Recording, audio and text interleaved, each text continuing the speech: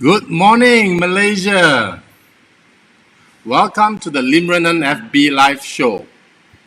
This is a show dedicated to improve lives of people who want a positive change.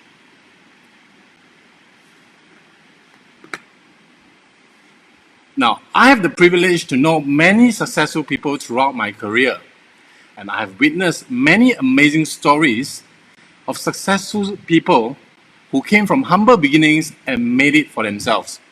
There is a formula of success, and you too can be a successful person.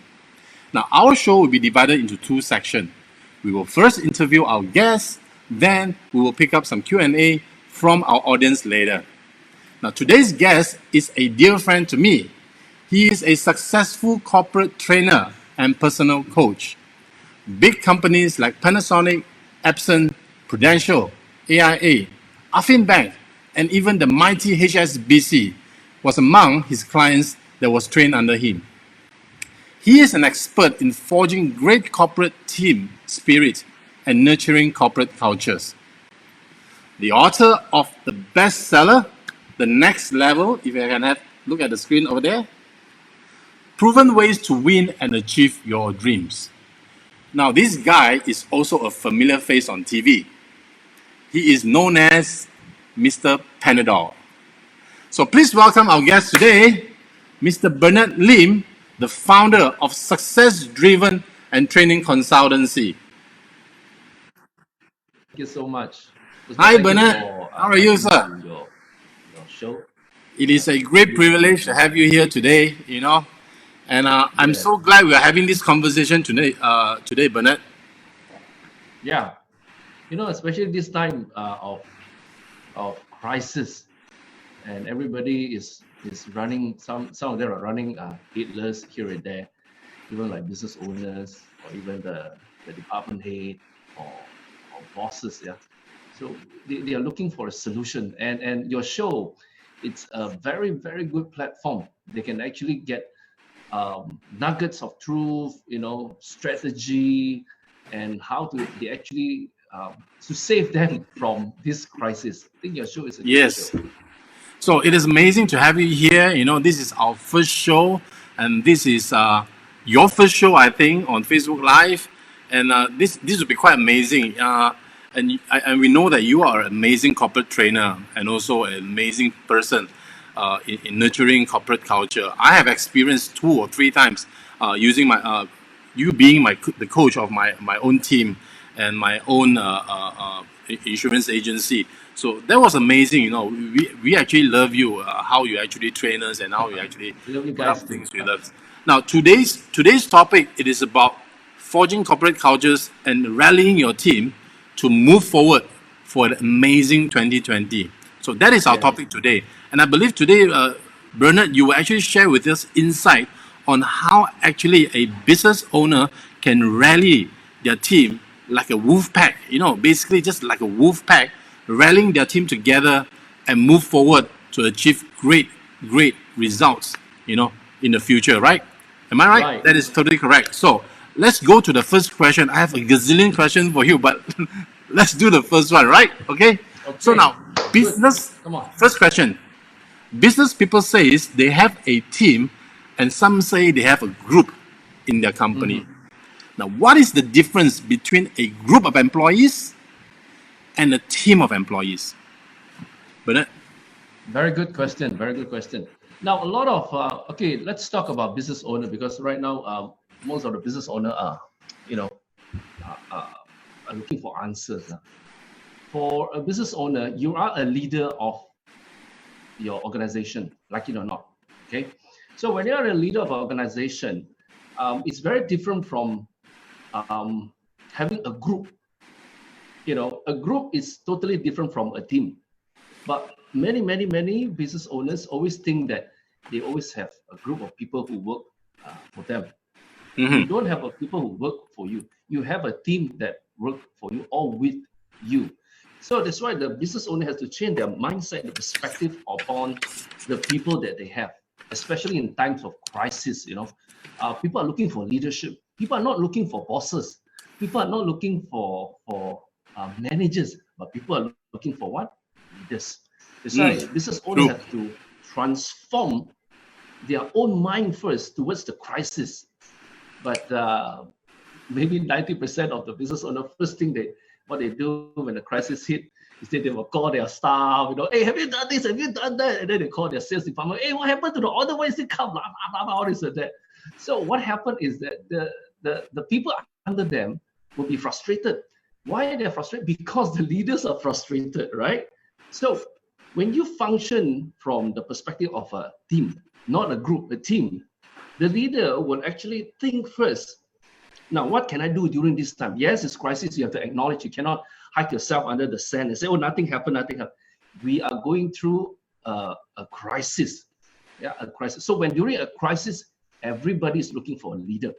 So the business owner has to rise up, first of all, acknowledge, yeah, there's a crisis. What can we do about it? Rally your people together, rally whoever they have, everybody, even the tea lady also, bring in. Yeah. That's a good point, the tea lady. Yes, because a lot of people will say, who are the team? Oh, they're the salespeople, the admin, the finance, the marketing people, the IT. Hey, what about the tea lady? Because the tea lady is one of the team member. Just imagine if the tea lady is so bad. Put some, some what you call that when you need to go to the toilet. I don't know what you call that, right? Put something in the coffee and serve it to you. Then you watch out. So what true. You look everybody in during this time. Everybody in. Hey, there's a crisis out there, But so be encouraged. I'm here to lead. So basically, you're saying people is not looking for a boss, but people are now looking for a leader that can bring them to the next level, correct? Yes. Right. So a group doesn't have a leader. A group only have people who shouting like this. I draw a simple. This is a group. Okay, they don't care much. It's only about me. Me. What can I take? They're a taker. Can you bring it closer? Can you bring it closer for the audience? Okay. Yeah, much better. Yes. Okay, that's the best. Yes, that's the best. Okay. So in a group, people don't care. They are taker. It's all about me. What can I do? They don't contribute. And yeah, there's a group of people, a lot of people inside, but they don't contribute. What they want is that to suck. We just want to take. So if you're a boss, and if you have your staff who always say, boss, what can I have this? I want to have that. I want to have this. You're having a group. Sounds familiar. And then it's about all personal interests. They want to have that particular role or want to have the particular job. It's about their personal interest. No sense of belonging. It's everything about me. These are takers. Okay. Yeah. That is exactly your description of a group, right? Yeah. Mm-hmm. So, but right. It's totally different if you function from a team. See? So show us how does a team works.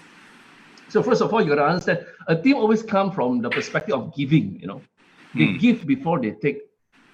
Mm-hmm. But a group is I take first. I don't care lah. That's a group. So if your employee always have the kind of mindset that they say, boss, what can I do about it, or what can I contribute? Then the employee actually have the team first rather than me first. So they will ask, how can I help you, boss? This is not like cat hai jaya, like kilat kasut or try to jack the boss. No, this is called a contributor. What can I do for the team? So the contributor is what can I do for the team? Okay. Yeah. Then they are giver. They give solution. They give ideas. They don't give problem. Okay. Come on. That's fine. Pass on. True. Actually, the achievers in the company are not the ones that gives problem. It is the bottom 20% actually gives you the most 80% problem. The top 20% gives you 80% of production. The bottom 20% gives you 80% of the problem. That's right. True. Because the problem givers are this. These are problem giver. They don't care. You don't care. But if You got to transform your group into a team. The team will come and say, "What can I help? How can I help you?" They're a giver. They have strong bonds. You know, they empower each other and they educate. But it is the leader's job to fulfill this, to have strong bonds, to empower and to educate. Strong bonds, empower, and educate. Yes, a lot of bosses, they don't educate the team, the group. That's why it's called group. If the boss educate the team, the group, it becomes a team. Because people get empowered and they have strong bonds. But you know what? A lot of bosses, they come, you know, first of all, they will look at the job is not done. Then they will start shooting. They start shoot. So what happened to the group? They will all have the shield, you know, the shield. They're not doing the work. They're shielding the bullets and the bomb. Oh no, you know, they shield up themselves. Whereas that time of shielding is supposed to be spent on the job. So when it comes to managing the group of people, the leader or the business owner has to have the kind of mindset that, okay, let's gather all these people together. Never mind, they're not doing their job, but what can I educate them? How can I educate them? How can I empower them? So you see, there's very different a group and a team. Yeah, I mean, just sorry about the short mishap just now. I mean, sorry to the audience. There was a good friend. He thought I invited him into a Zoom. So sorry about that. No problem. Let's continue. So the second question for you: how do a business owner hold a team tightly together during MCO? Now, this is very crucial. Now, a lot of bosses are amid all the confusion, the retrenchment, the cutting of salary, and all that. People is actually looking a way out from companies and join another guy, or even bosses is looking a way to cut their people. But how could a real, genuine business owner hold the team closely at this crucial moment? Fantastic question, because during this time of crisis, the first thing that a lot of bosses is do what? To potong people, right? Potong means they cut manpower. They're thinking like they're thinking. Haven't potong yet. Yeah. Thinking, you know, cut. Okay, fine, you can cut. But what if you cut the wrong one? Have you thought about it? What if you cut the one that can really do the job? It has the hidden potential, but you cut it off. Then you're in trouble. It's like cutting the wrong finger, right? Yes. And also cutting the wrong roots. You know, when a tree has the roots, right? There are certain roots are a rod. You want to cut away the roots, but you cut the right roots, then the whole tree are gone. Yeah, the whole tree is true. That so is you have very to be true. very careful. And during this time, it is the responsibility of the business owner, all the tao ke. You must bring all your people together and make them feel they are important. You know, your team members must feel that they are important and they are doing something very, very meaningful. So, and it's the job of a leader to do that. So you must make the staff to feel significant. That's what you're saying? Yeah. Show us. Yeah. You know, their presence are important. Oh, okay. You have to. Yeah. Yep. Okay, that is fine. Yeah. Their presence are important and meaningful. Okay, right. Their presence are important and meaningful. That's what you're saying. Yes. So the boss have to make the presence meaningful, and whatever they're doing is important. So if the boss don't do that, whatever they do right now, it becomes what? Another job, no? So it's like plug and play. You know, like we want a handphone, it's like charger, you just plug and play, right? You're treating the stuff like a gadget, plug, play. Don't like, take it off, plug another one. Now, what do you think they will feel? How do you think they will feel? Lousy. They won't feel appreciated. Lousy, right? They won't feel important. They won't feel like it is meaningful to be there. That's why you see a lot of, especially young people, the Gen Y, when it comes to the working environment in the office, they don't bother, you know. They don't like what they do. They tender, what they tender, because they don't feel the sense of importance and meaning in their work. So especially at this time of crisis, the boss has to wake up, and this is the best opportunity. During the normal time, you won't have this type of time. Okay, so the leader has to wake up and say, okay, come, I want to let you know that all this while that you have been doing this, I really appreciate it. You get to thank your people. You got to make them feel important, because People don't care how much you know, and people don't care how much you earn until they know how much you care. Hey, this is particularly true, in my agency and my work as an insurance manager. I have 4 staffs, and I found that those that actually, no, staff means personal staff that handle all my clients. These are not agents. So I have 4 staff. I found that people who are born in the 70s and 80s, they are more loyal and they can do the work properly. But when we employ somebody who is born in the 90s or late 80s, we have this problem of, because how significant can a clerical work be? You can't feel too important. So that Yes. becomes the problem. They don't stay at the work. So now most of my staff are over 30 years old, and they're amazing at their job to serve all my clients. You have right. Being significant and all that. So I'm actually doing what I can now to actually make my staff as significant as they are now back at home. That's true. Being significant is one key element. One key element. Anything you want to add on for that question? You see, why being significant is so important in a team.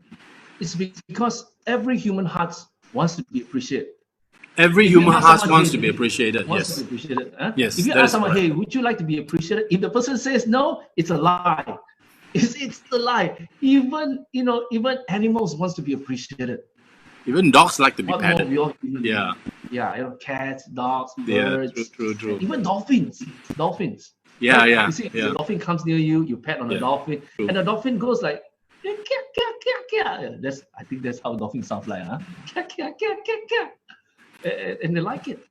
So the team member has to feel appreciated and significant. You know why Avengers, the movie Avengers, they come about? Because everyone They want to has their save the own, world. yes, everyone has their own significant power. But when it comes together, it becomes so powerful. True. And there's always someone who leads the Yeah. team. Even though all are very powerful, there's always someone to lead the team. So like what a business owner, you have to make your people feel so significant and so valuable, and the work they are doing is so meaningful, and they come as a superhero for you. And you have to facilitate that as a business owner. So I tell you, now, yeah. So now that's the part of the business owner, how we can contribute and make the employees feel significant and all that. But my next question to you is this: some employees perform, some don't. They just don't. Now, is there a way to hold each other accountable in the team? Tell us, is there a method? You've been coaching so many big companies. Is there a method to hold the team accountable to the performance or not? that is a crucial question. Can you repeat the question for the business owner to hear? Is there a way to hold each other accountable in the team? How to make sure everybody performs? This is the key. Watch. Accountable is this. Sets rules and set the standards. Yes. You have to have rules because rules set the standards. Rules sets the standard. Right. Okay. I'm learning Right. today. Rules set the standards. Sets the standard. Yeah. Now the rules, okay, they must generate growth and discipline. But The a lot rules of business must- owners, they are a bit biased. They always set the rules for themselves. Hey, come on. Okay, they always set the rules for themselves, and then the rules are always still towards the boss ones, always still towards the department head or the department leader. You have to. That's why I say the rules have to bring growth and discipline. So Growth and rules the set the standards and bring growth and discipline. Yes, a lot of bosses set the rules right for themselves. Okay, I can do this, I can do that. You cannot do this, you cannot do that. So it's not fair.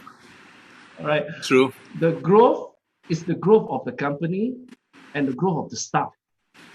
The growth of the company and the growth of the staff. Let me just make it clear. You're saying set the rules. The rules set rules set the standards to grow the company and the staff.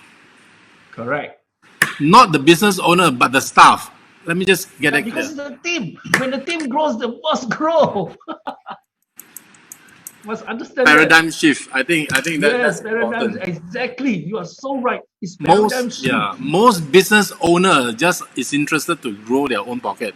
That's the problem. Yes. So when there's a paradigm shift in the mind of the bosses, they begin to grow the people, they begin to educate, train, and make sure the people grow in their work. Now, not only in the work, but in their personal life, you know. So there must be rules, and it has to create discipline. Discipline. Okay. Yes. Give one example The how to discipline create from both rules and parties. discipline. Give us one example. I give an example. Let's say the department has a meeting, right? And you're waiting for someone to come in. You know, usually meeting will say the boss or whoever say, okay, why not we start first? Then the person will come in, isn't it? Now, when you set the rules, the meeting will not start until the person comes in, whether it's half an hour or 1 hour. When this has become a culture for a long term, 6 months or a year and so on, then everybody knows that, hey, if I'm not there, that means the thing is not running. That means I'm so important, you know. I'm so important. I need to be there. When the bosses create a kind of culture, it creates a lot of people are being very alert of that. Including the bosses must follow. Boss must follow the rules as well. Unless the person call, I'm sorry, I got an accident, my car break down, then fine. But if the person no call, we wait. That's one of the examples. Another example of the rules is leave no team members or leave no one behind. When somebody is having issue, people say, "Oh, we go first lah, never mind." No, we make sure the person is doing right. So number one, you are saying, number one, hold everybody accountable. The boss must follow the rules first, right? Yes. Set by example. Leave nobody behind. What was the second again? No, the first example was the meeting will not start until everybody comes in, unless the person call, or inform you earlier. That's okay. So it shows what the person is important. First thing, the person will feel, hey, am I so important? Second thing, you create a rule that no one is left behind. So whenever this culture is there, whether the person like it or not, by the way, whenever you implement something for the first 3 months to 4 months, people will rebel against it. That's very common. But the leader has to withstand it. So when the rules is formed, people will know, oh, this is serious. For what? It's for growth and discipline. Yes, it's for growth and discipline. I learned something today. Yeah. It's not like for fun, set up rules because I just set up rules lah, undang-undang, gotta follow. No, it's not. It's for growth and discipline, the growth of the company and the growth of the team. So the rules are, do you actually put it into a diary or put it into everybody's phone or what? How do you actually display that? I'm about to say that. Okay. Now, that rules cannot hide inside the diary, cannot hide inside the phone. Not a lot of people like to put their reminder on the phone, right? True. No. It has to be on the wall. Big one. The moment they walk in, or the moment they turn, they can see the rules on the wall. All right. It has to be up. Yeah, it has to be up. Now, let me give you another example of the rules. I have it here. It says that another one is don't deny any mistake. Don't what again? Don't deny. Don't deny any mistakes done. If you have committed not crime, a mistake, you have to admit it. And when someone admit it, it is the responsibility of the team to come and say, well, it's okay, let's move on from there. Make it a culture that when somebody make mistake, say, hey, sorry, I screw up. So take the blame even for the bosses. Not to take the blame, take the responsibility even for a boss. Okay. So make it a rule. So make it a rule. From now onwards, when whoever screw up something, you have to admit it, and it is the responsibility of the team and myself as a leader can come and bring this forward. There's no blaming. There's no blaming. Don't play the blame game. You la, I la, Atong la, Atu la, Ti la, Tola, or whatever it is. So now, Bernard, can I ask you one thing? Can you do a favor for all our audiences outside? You know, they know about the rules and all that. Do you have a generic rule set that you want to give it out to people as a gift to all our audience today? Can they download from your website? I have a soft copy lah. If they want that, I can pass it to you. You just forward to them. You know. Why don't you put it on your website, success-driven training and consultancy, or on your Facebook page? Now, guys, if you want to actually look at what he is doing and all his content and all that, you can actually ask him.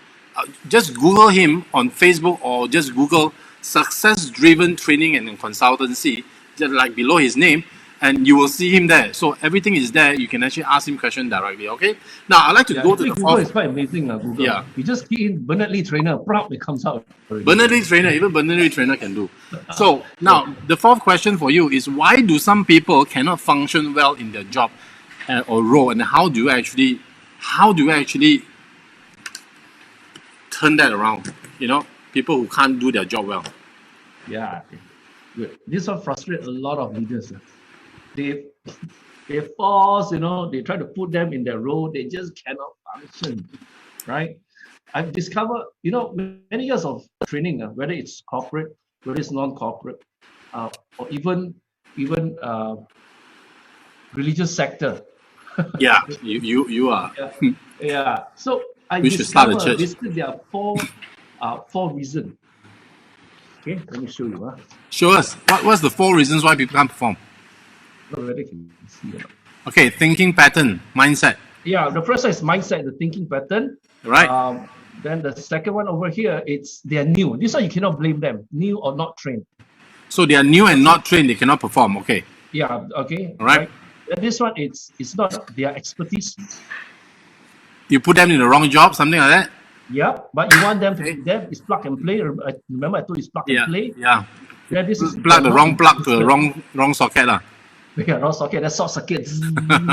They go gila, you know. True. Not interested. The fourth one. Not interested.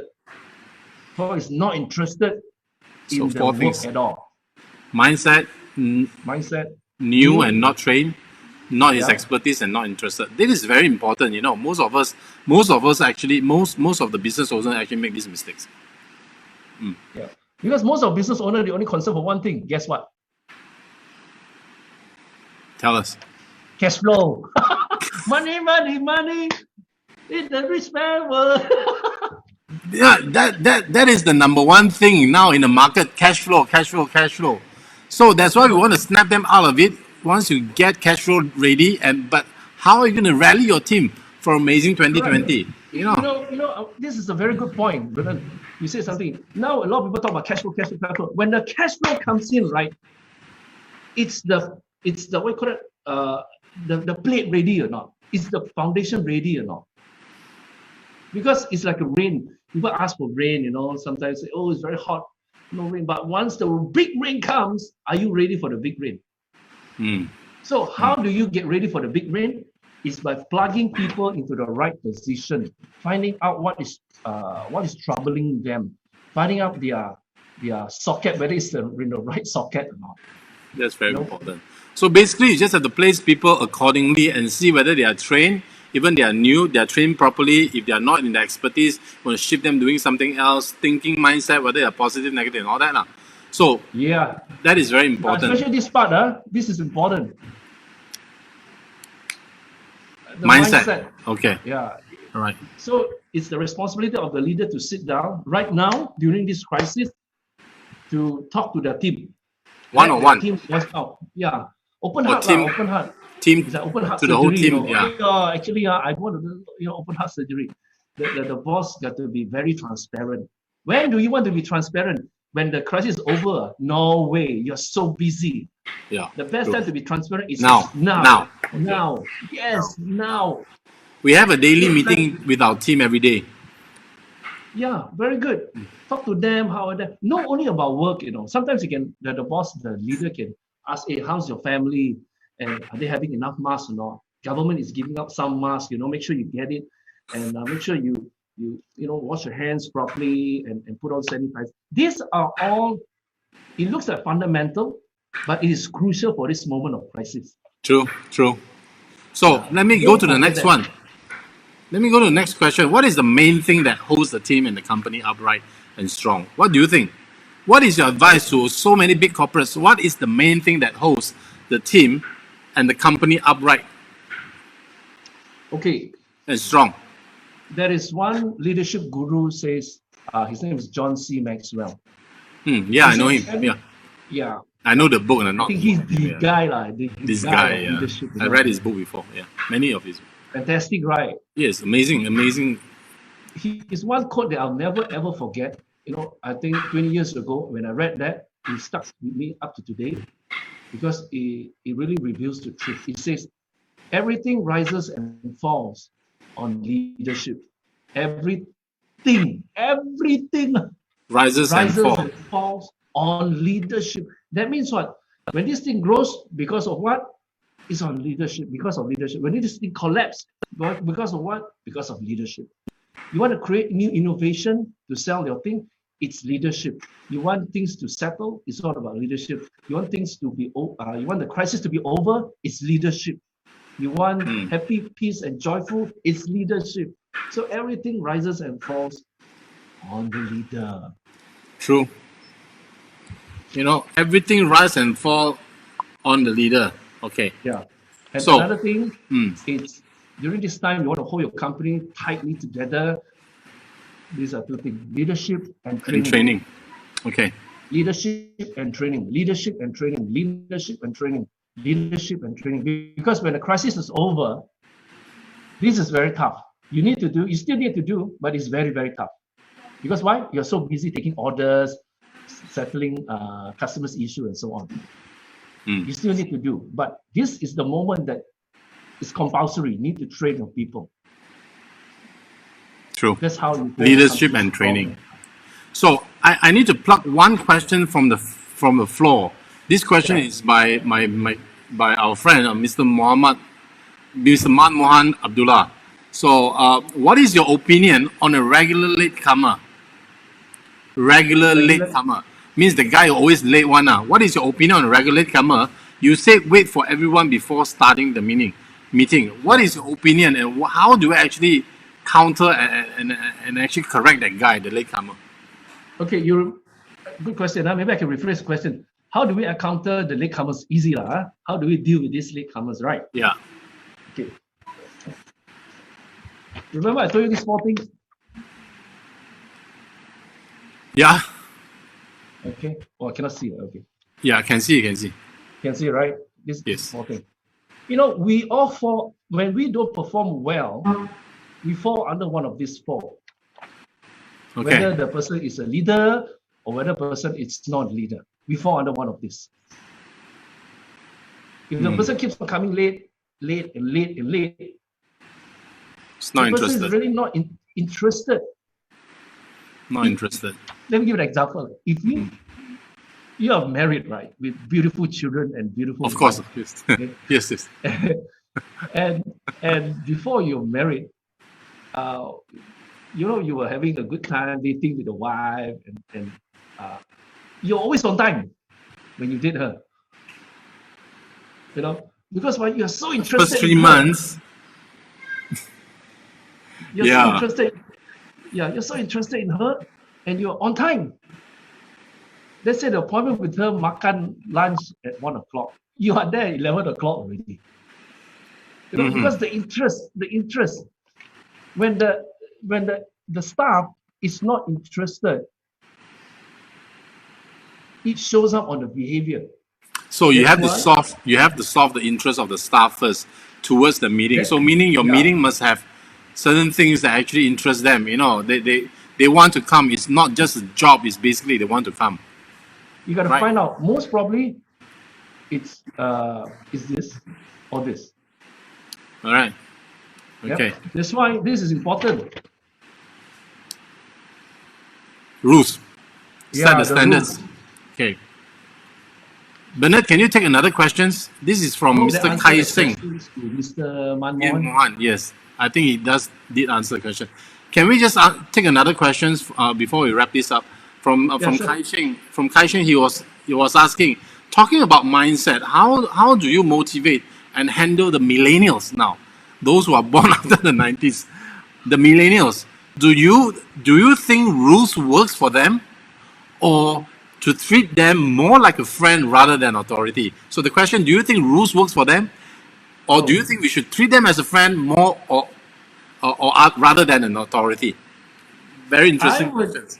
I like that. I like the question. I like those questions that got to do with the millennials. You know why? They are the majority now. Because Okay? these are the special breed of people, and you know what? They are so powerful. If you know how to guide them, it's gonna be a superhero. But if you do not know how to guide them as a business owner, you are gone. They're a Because disaster. they're very powerful, they're very knowledgeable, they're very fast, but they are not guided properly. Now, how do we guide millennials? You remember just now I show you there's one, this one. Yeah. You got to make them feel. Their presence are important and meaningful. Okay. Yes. Now, what happened to a lot of bosses when they see the millennial? Yeah, this one, headache, heartache, high blood pressure, bobby blood. Right? True. Not to say they are wrong, not to say the millennials are wrong or the bosses are wrong, but because you know how they've been brought up. They're brought up with proper care. They have food, they have insurance covered, they have savings covered, they have a car, they are provided with a phone, they are provided paid holidays. So their basic needs are met. That's how millennial goes. Most of it. Huh? So you see Maslow hierarchy. Yeah, we know Maslow hierarchy. Yeah. Okay. Just tell us a little bit before we wrap this up. Yeah. Yeah, Maslow hierarchy. What happens is that the needs are all met for the millennial. What they're looking for is significant. So the needs are all met for the millennials. They have food on the table. Their parents can take care of themselves. Their siblings can take care of themselves. What they want is to feel important. Okay. This is what they want. We've been chasing the wrong thing. We thought giving them money is what, but it is not actually. Yeah, that's why some millennial when the bosses offer them extra, they say it's okay. they want to resign, and they can take off 3-4 months on 3-4 months without salary, and they are okay with that. True. So I hope that answers your question, Kai Sheng. Millennials is to make them feel important and significant. I think that is quite amazing. Now, Bernard, as a seasoned corporate trainer and a personal coach, please tell our audience and listeners how can they reach you, and if they like to contact you and further receive more information, how do they reach you? Okay, very simple. You want to reach me? Go to my website www.successdriven.com.my. Is there an easier way? Or Bernard Lee, just now what you said, Bernard Lee Trainer. Bernard Lee Trainer, Google, then it comes out already.